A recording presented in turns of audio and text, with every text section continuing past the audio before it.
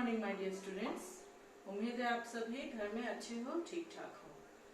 सबसे पहले तो आप सभी को मेरे तरफ से ईद की ढेर सारी मुबारक। और आज हम अपना हिंदी क्लास एक नया टॉपिक शुरू करने जा रहे हैं।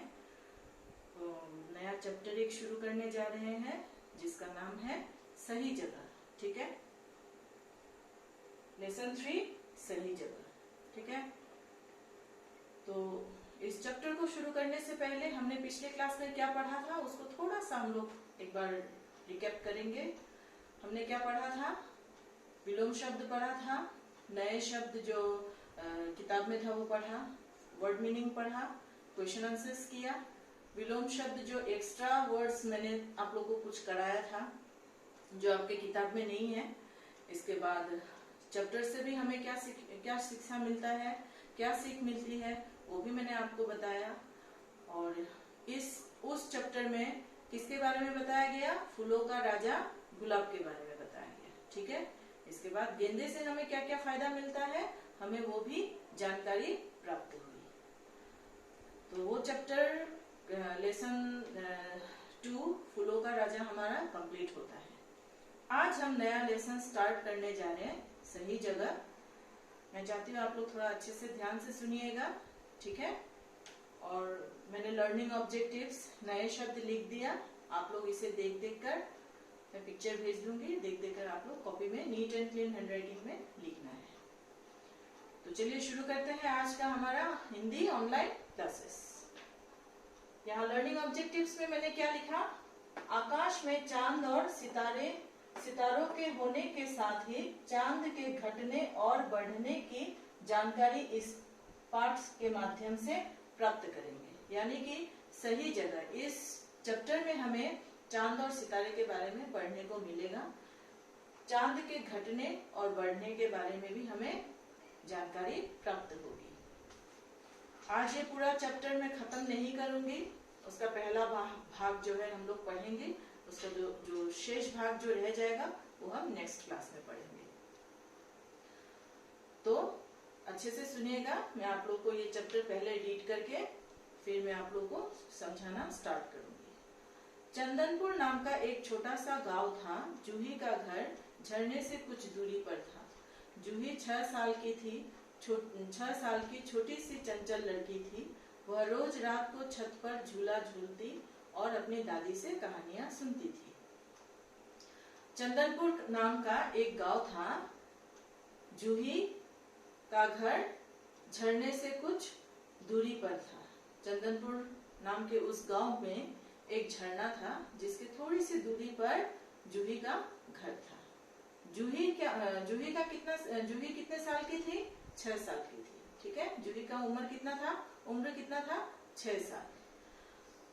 अब वो रोज जो है क्या करती थी, घर के छत के ऊपर जाकर झूला झूलती थी और अपनी दादी से कहानियां सुनती थी। उसका रोज का काम क्या था? वो अपने छत पर जाना, घर के छत पर जाना, झूला झूलना और दादी से कहानियां सुनना। एक दिन वो चंदा मामा को देखकर बहुत खुश हुई और गुनगुनाने लगी। एक दिन उसने चंदा मामा को देखा जिसे देखकर वो बहुत खुश होती है और गुनगुनाने लगती है। चंदा मामा को देखकर धीरे धीरे गाना गाने लगती है। क्या गाती है?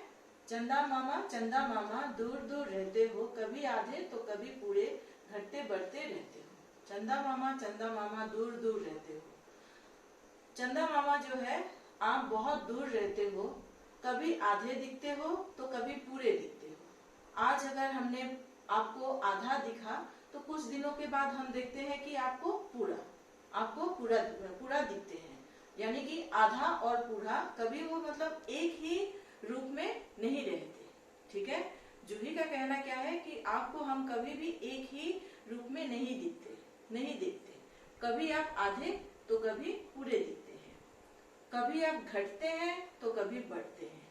यानी कि उनकी घटाई और बढ़ाई का भी उसने गौर किया। कभी आप छोटे हो जाते हैं तो कभी आप बड़ा हो जाते हैं। तो वही चीज उसने गुनगुनाकर गाने के माध्यम से उसने जो अपना जो चंदा मामा के बारे में जो उसने सोचा, उसने जो देखा, उसने वो गाने के माध्यम से गुनगुनाने लगी।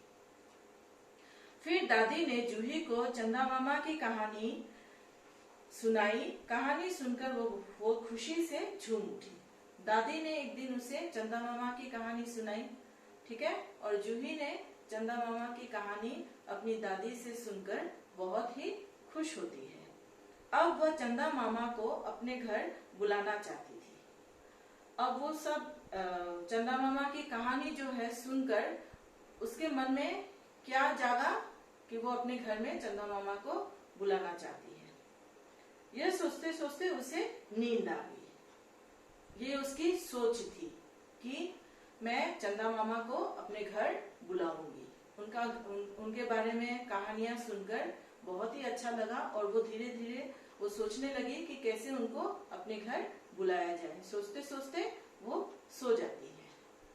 इसके आगे का जो पार्ट है, जो भाग है, वो हम लोग नेक्स्ट क्लास में करेंगे। आप लोग इस चैप्टर को एक बार अच्छे से रीड करना है। आप लोगों को अच्छे से इस जो चैप्टर है, इस लेसन को उच्च आवाज में आपको अच्छे स्पष्ट शब्दों में आपको रीड करना है। घर में एक बार रीड कर लेना। और लर्निंग ऑब्जेक्टिव्स दे दिया, नए शब्द दे दिया। आप लोग इन दोनों को अपने कॉपी में नीट एंड क्लीन हैंडराइटिंग में लिखना है। डेट वगैरह सब डालना है। मार्जिन देना मत भूलना, ठीक है। अगले हमारे नेक्स्ट क्लास में इसका जो शेष भाग है उसको हम खत्म करेंगे, कंप्लीट करेंगे। उसका जो एक्सप्लेनेशन पार्ट है उसको कंप्लीट करेंगे। तब तक के लिए ध्यान से रहना। Take care. Thank you.